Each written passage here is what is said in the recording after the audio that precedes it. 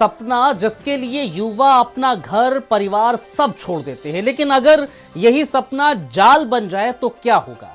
नेपाल से आए सैकड़ों युवाओं के साथ कुछ ऐसा ही हुआ है। उन्हें बेहतर नौकरी का सपना दिखाया गया, लेकिन हकीकत में वो एक ऐसे नेटवर्क के चुंगल में फंस गए जहां सपनों की जगह शोषण का खेल चल रहा था।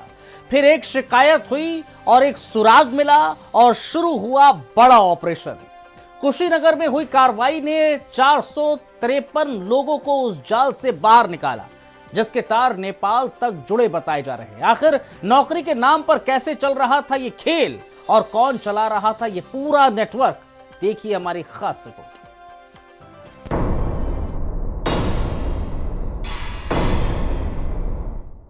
फर्जी नौकरी का सपना दिखाकर सैकड़ों जिंदगी को बंधक बनाने वाला एक खौफनाक नेटवर्क और नेपाल से यूपी तक फैला ये पूरा खेल जब तक सामने आया तब तक 453 जिंदगियां एक बंद कमरे में सवाल बन चुकी थी। कुशीनगर की कसिया पुलिस और नेपाल एम्बेसी की एक संयुक्त कार्रवाई ने इस रहस्य पर्दा उठाया, जहां नौकरी का लालच दरअसल एक बड़े मानव शोषण और धोखाधड़ी के जाल में बदल चुका था। कहानी सिर्फ धोखे की नहीं थी, बल्कि उस सिस्टम की भी थी जो धीरे धीरे लोगों को फंसा रहा था। विंस्पायर वर्ल्ड कंपनी के नाम से नेपाल के कुछ नागरिकों ने एक संस्था बनाकर और नेपाल के कुल 453 नागरिकों को, जिसमें महिलाएं और पुरुष शामिल थे, उन्हें बेवकूफ़ बनाकर मार्केटिंग और फैशन डिजाइनिंग का कोर्स कराने के नाम पर उनसे लाखों रुपए की ठगी की गई।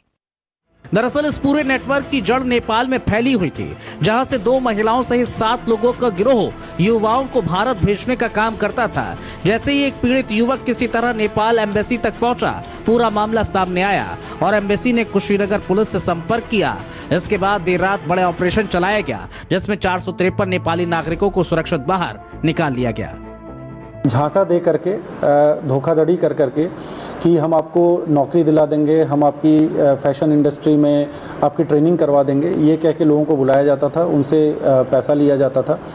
गिरोह संचालित हो रहा था, उस पर कार्रवाई की गई है। इसमें 10 लोगों को गिरफ्तार किया गया है। इसमें लगभग 453 लोग थे। इनको सकुशल जो है नेपाल एम्बेसी से जो अधिकारी आए थे उनको सुपुर्द किया गया है।